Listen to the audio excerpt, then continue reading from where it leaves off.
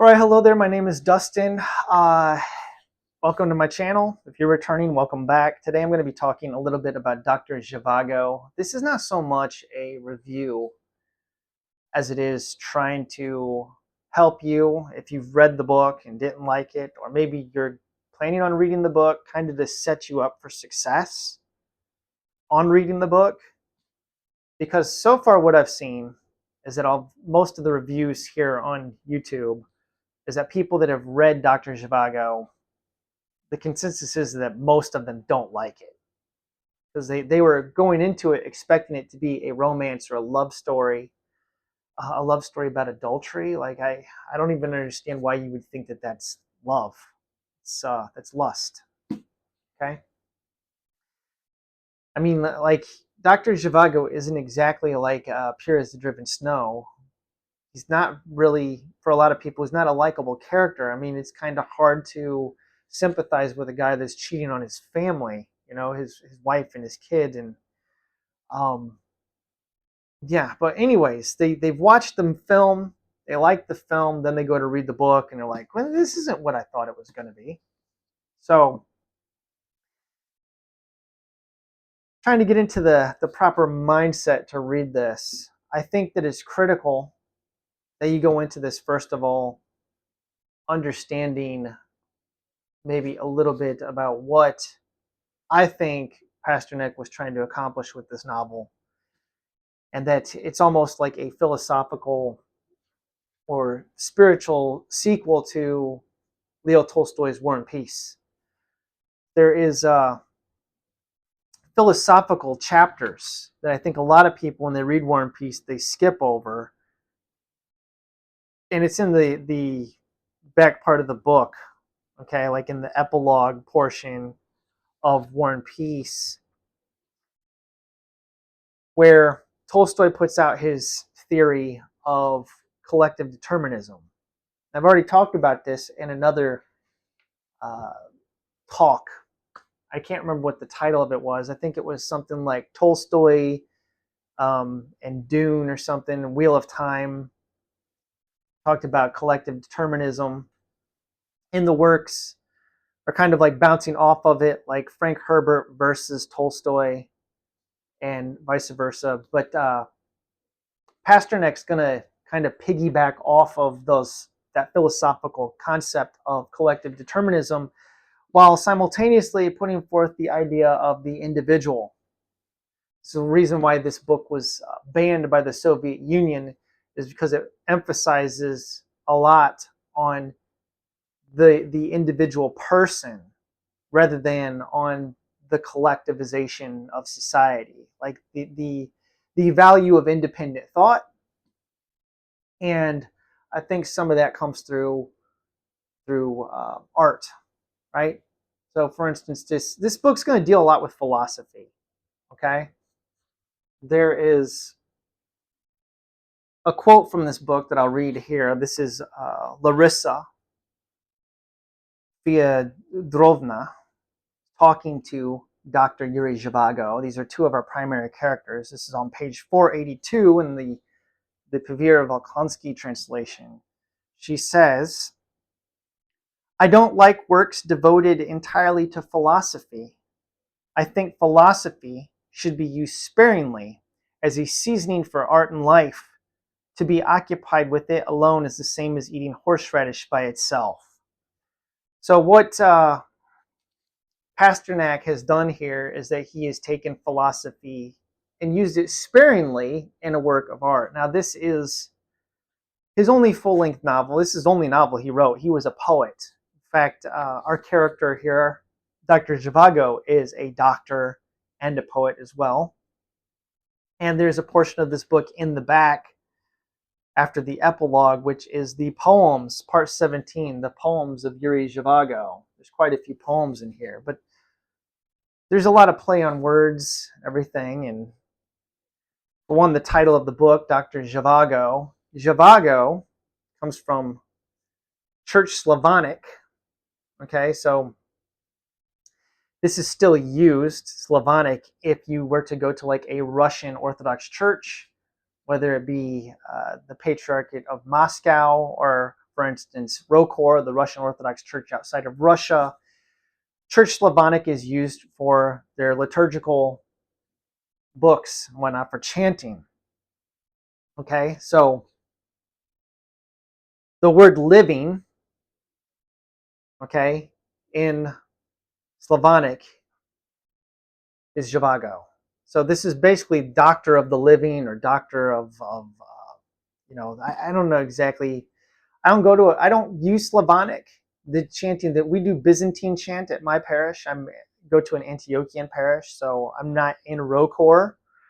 But that comes from the portion of Matins where they chant the "Blessed art thou, O Lord, teach me thy statutes." There's a portion in that set of chants, one of the verses, where it says, let's see, the angels spake unto them, saying, "Why do ye number the living among the dead?" Right, that part, living among the dead, if it was in Slavonic, it would be Zhivago. So that's where he pulled that from. So doctor of the living, which of course, according to Orthodox tradition, Christ is the divine physician. Okay, so Christ is like the real doctor. So there is kind of a parallel, I guess, or a bouncing of ideas off. But this whole idea of art and beauty will save the world, it's a Dostoevskian concept. The idea that beauty will save the world comes from Dostoevsky's The Idiot. And there's going to be a lot of literary references in Doctor Zhivago. So I would not recommend that anybody start with this as their first piece of Russian literature, because you are going to fail. You're not set up for success with this.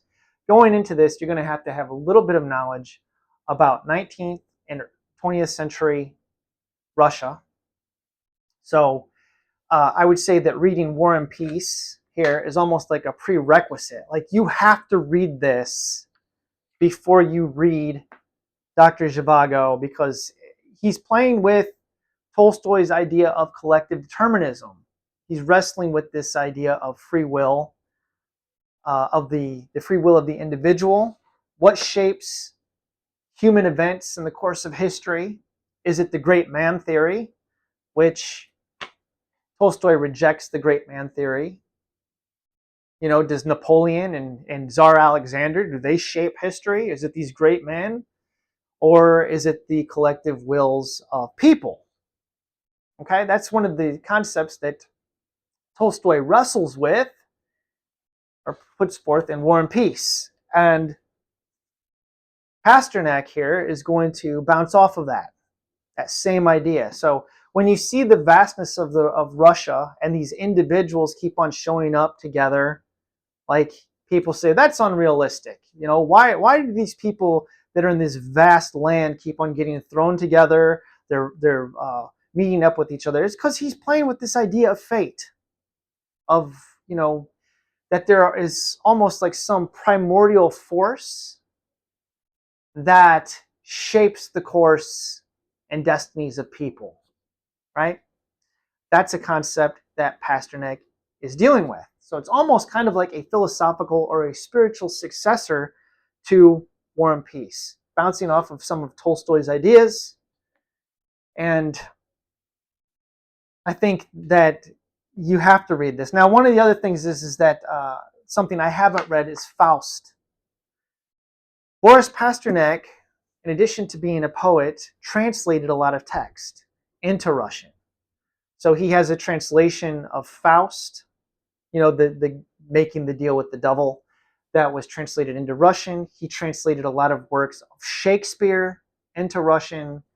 So there are a lot of literary parallels here. In fact, one of the poems that is written by Dr. Zhivago that you'll find in the back of this book is called Hamlet, right? So there it is right there. Okay. So there's a lot of literary references here. And so you're going to have to be kind of like well read. Now, a lot of these I didn't pick up on because I haven't read them, but when it comes to like Chekhov or Gogol or some of the other Russian authors. But I have read a lot of Dostoevsky, so I caught the Dostoevskian references, and I've read Anna Karenina and War and Peace, so I picked up on that stuff. But I would say that the more well-read you are in Russian literature, 19th century Russian literature, the better off you'll be with this. If you've read some Shakespeare, if you've read Faust, which I haven't read, I think you'll get more out of this. It's definitely a book that's got a lot going on. I will say this, the first 100 pages or so of this novel, there's a lot of characters introduced. I had to reread it. So this is a book you're going to have to take your time with. Like, you're not going to be able to just like sit down and plow through this. And I don't know how anybody would listen to this as an audiobook. It would probably be impossible. You'd be lost. So make sure that you take down notes and write down the relationships of people, because some of them are going to pop back up. They're going to disappear for a large portion of the book, but they're going to come back in the end, and you're going to be like, oh wait, what was that? So one of the characters that's in here, it's really important, is Misha Gordon. That's Yuri Zhivago's friend from his youth. Misha Gordon does not appear in the film adaptation. That character was eliminated. That film skips over a lot of Zhivago's childhood. But Misha Gordon is important. He's an important character, and he's going to disappear for almost the entirety of the book after those first 100 pages. But he does come back in the end, and if you don't remember his friend Gordon from way back at the beginning, you're going to be like, who is this guy, and why should I care? Right? There's other characters that are introduced early on that are going to play prominently throughout the book, like Pasha. He's one of the very important characters. Of course, Lara, and trying to think who else. I think that the Volkonsky has and Pavir have laid out like kind of an important characters list. Okay, principal characters. This is one case where I'd say you'd be safe to read the translator's introduction. They don't spoil anything, but they have a list of character names there. But those are not going to be the only characters that you're going to need to keep track of. Those are probably the most important. So as long as you keep focused on these ones here and know who these characters are, you should be all right. But you may need to reread the first 100 pages like I did. Look, I'm not going to go on too much more in this book, but I will maybe read a few of my favorite quotes from it real quick. From page 353, man is born to live, not to prepare for life. And life itself, the phenomenon of life, the gift of life, is so thrillingly serious. Great stuff, right? From page 448, man is a wolf to man. The wayfarer turned aside at the sight of another wayfarer. A man would kill the man he met, so as not to be killed himself.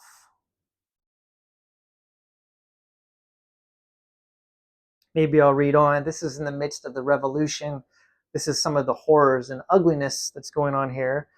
He says, there were isolated cases of cannibalism. The human laws of civilization ended. Those of beast were in force. Man dreamed the prehistoric dreams of the caveman. Page 479 here. Then untruth came to the Russian land. The main trouble, the root of the future evil, was loss of faith in the value of one's own opinion. People imagined that the time when they followed the urgings of their moral sense was gone. Then now they had to sing to the general tune and live by foreign notions imposed on everyone. The dominion of the ready-made phrase began to grow. First monarchistic, then revolutionary.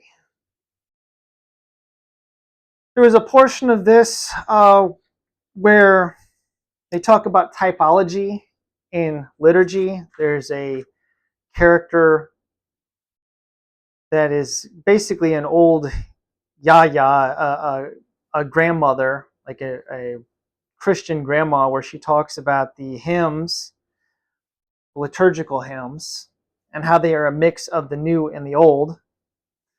I'm not going to get into all this, but I did find it interesting for people that are Orthodox Christians. This is on page 487, begins there.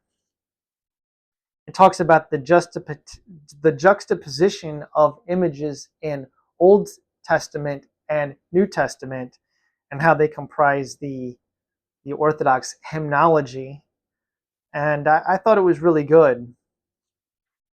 Does get into a little bit about Holy Week, which is coming up here because I'm reading this in the midst of Great Lent.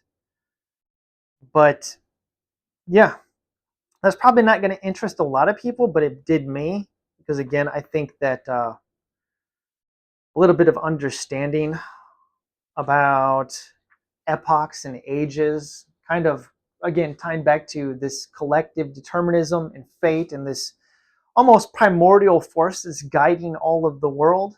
Robert Jordan has this like in the Wheel of Time, and I think he's trying to play with like these deep philosophical ideas, but he doesn't, in my opinion, he fails. I don't think that he accomplishes his goal. You know, this whole concept of like the Taverin, that people are bound to the threads of the wheel of time and that they shape destiny, and does the wheel shape them or do they shape the wheel, and um or do they shape history, I should say. What is the phrase he says? The wheel weaves as the wheel wills. There's kind of a sort of thing going on in Tolstoy and here in Pasternak that's kind of parallels that, but I think that they accomplish it much better. So here's a quote. Let's see. Leaders and nations became things of the past. The preaching of freedom came to supplant them. An individual human life became God's story, filling the space of the universe with its content. As it's said in one of the hymns of the Annunciation, Adam wanted to become God and made a mistake and did not become him. But now God becomes man so as to make Adam God. So this is kind of like the Orthodox Christian understanding of salvation. It's a quote from St. Athanasius. God became man that man might become God. This whole idea of theosis, not that man literally becomes God, as you would say so, and like becoming like God himself. But one of the other fathers of the church says that God, that Jesus Christ is God by nature, and that we become gods by grace. Although we can never actually become God, but through participation in the life of the church, you become a partaker of the divine nature, right? As it says in, I think it's Second Peter, the Epistle of Peter. Anyways, I'm not going to bore you with theological content here because I know a lot of people aren't interested in that. But I will say that this book is wrestling with those things. It doesn't specifically focus on those alone, but they are a big part of it. And I don't know, Pasternak seems like he was a little bit of a rebel, um, kind of from that Tolstoyan tradition, I guess. His father was a knew Tolstoy personally, Pasternak's father, and did illustrations. He was like kind of a artist, did illustrations for some of Tolstoy's book, was part of the Tolstoyan movement, and Pasternak, so he actually had met Tolstoy as a boy. That's something to keep in mind. He did not have an Orthodox burial, even though he did. Pasternak became a member of the Orthodox Church. He had a secular funeral, so he didn't follow the Orthodox burial proceedings or whatever. I just it's interesting. Okay, that's what I'm saying. It's interesting. I Yeah, Pasternak was Jewish by ethnicity, so complicated man.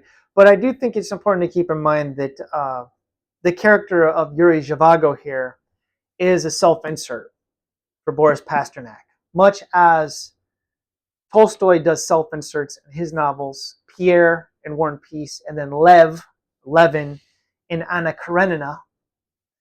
Pasternak's doing the same thing here, inserting himself in the character of Yuri Zhivago. I hope that helps. Probably this wasn't the best presentation, but if you go into this expecting it to be like a sweeping love story, you're reading the wrong book. This is a book wrestling with big concepts on epics and times and seasons and fate and free will and destiny and the struggle between Tolstoyan ideas and Dostoevskian ideas, and maybe trying to synthesize those two positions. So if you've read Dostoevsky and Tolstoy, I would definitely recommend the more of Tolstoy and Dostoevsky you read prior to reading this, the better off you'll be set up for success. Do not read this as your first piece of Russian literature. You won't understand any of it. You'll get frustrated and you'll probably never read Russian literature again. All right. Thank you for watching. Thoughts, comments below. Have a wonderful day.